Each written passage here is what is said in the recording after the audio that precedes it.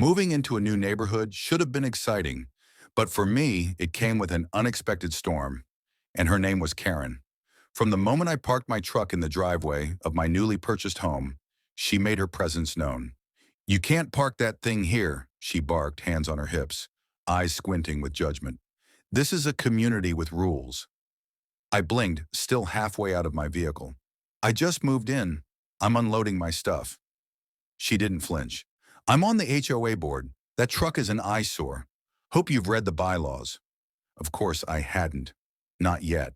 I just closed on the house 2 days prior and was still unpacking boxes and figuring out the sprinkler system. But she didn't care. Within a day, I received a printed warning from the HOA about my non-compliant vehicle, an overly bright porch light. I could tell this was going to be a problem. It didn't stop there. Karen reported me for watering on the wrong day, even though the sprinklers hadn't worked at all. She complained that my welcome mat was off-brand for the neighborhood, and when I started renovations for a backyard pool, that's when her fury hit a new level. She stormed over during the dig. "A pool? Do you even have approval for this? I submitted the forms to the HOA 3 weeks ago. Got the green light last Friday." Karen's face twisted in disbelief. "Not if I have anything to say about it." She stomped away in a rage, and I didn't see her for 2 days. I thought maybe she'd given up. But no, Karen was just preparing for war. It happened on a Thursday morning. I stepped out into the backyard, coffee in hand, and froze. The pit that had been freshly dug for my new in-ground pool was filled with wet cement, thick gray concrete, slowly drying under the morning sun. I dropped my mug. The crash barely registered over my pulse, hammering in my ears. Who in their right mind would do this? Then I heard it. "Should have followed the rules," Karen shouted from her back porch, phone out, probably filming my reaction. She had this sick grin on her face like she just won the Super Bowl. I was speechless. My dream pool, ruined. But what Karen didn't know? My cousin Marcus runs one of the biggest concrete companies in the county, and I had receipts, both figuratively and literally. I didn't say a word to Karen that morning. I just stared at the concrete-filled hole where my pool was supposed to be, then calmly walked back into the house and closed the sliding door behind me. Inside, my hands were shaking, with anger, not shock. I called my cousin Marcus immediately.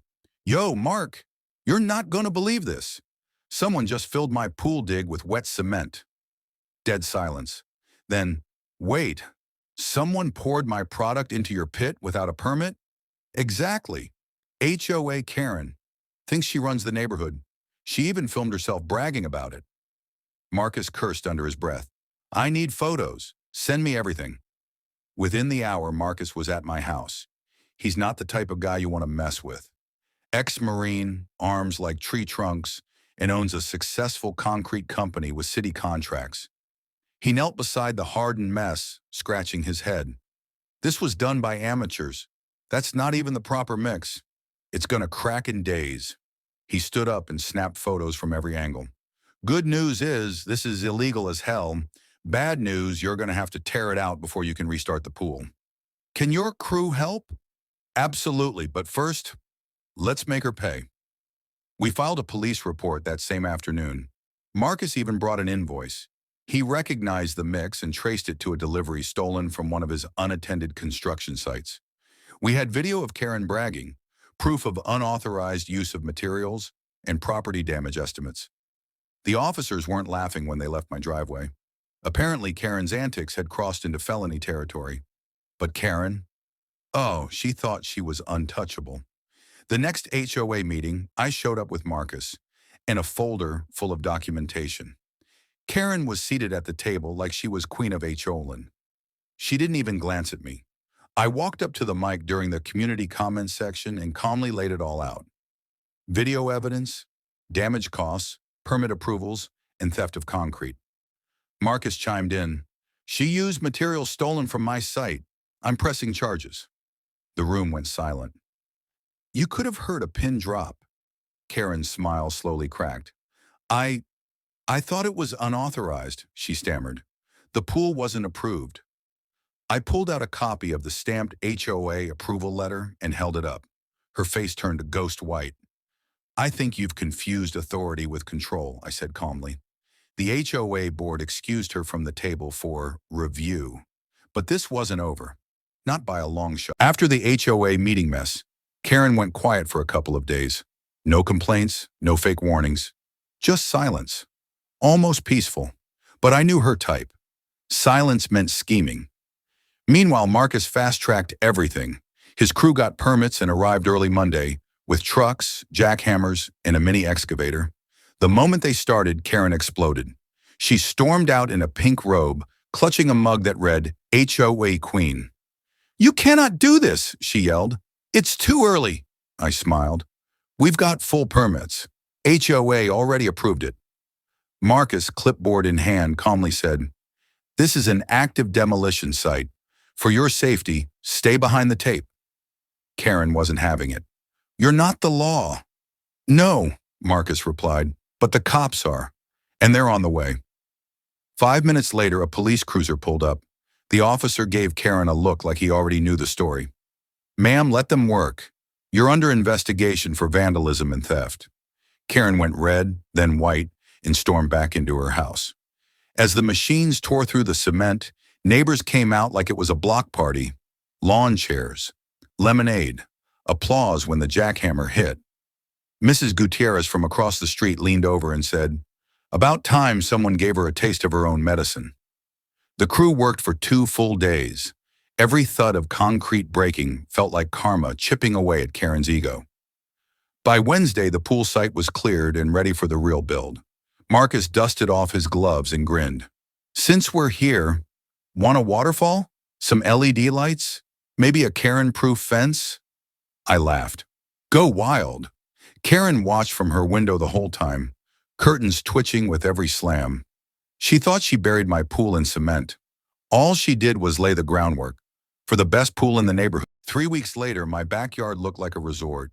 The pool shimmered with fresh tiles, glowing LED lights, and a waterfall that made it feel like a private escape. My cousin Marcus outdid himself. The big day was Saturday, our official pool party.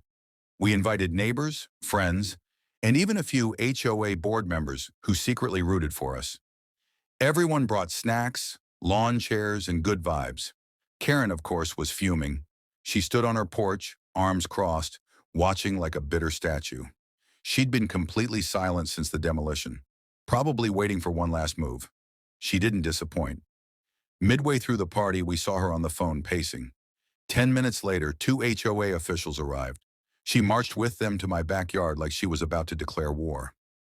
"This pool violates noise ordinances," she snapped. But Marcus, grinning, handed the officials a thick binder. "Here's the permit trail, noise compliance certs, and the HOA's own approval. Signed and stamped." The officials flipped through it. One turned to Karen and said, "He's not violating anything. Everything's in order." Karen's face dropped, but then came the final blow. Another man approached, not from the HOA, but a city inspector. "Ma'am, I'm here about the complaint against you. That cement dump? That's a felony. You're under investigation." The entire party fell silent. Karen stammered, "This is harassment. I was protecting property values." The inspector shook his head. "We've reviewed the footage. You damaged private property. You'll be hearing from the city soon." Karen turned red, then pale, then stormed off without another word. The crowd cheered. Mrs. Gutierrez lifted her soda. To karma, cold, wet, and chlorinated. That night, under glowing lights and the sounds of laughter, I floated in the pool that almost never was. Karen thought she'd buried my dream, but she ended up digging her own grave. And the best part? I didn't even have to lift a shovel.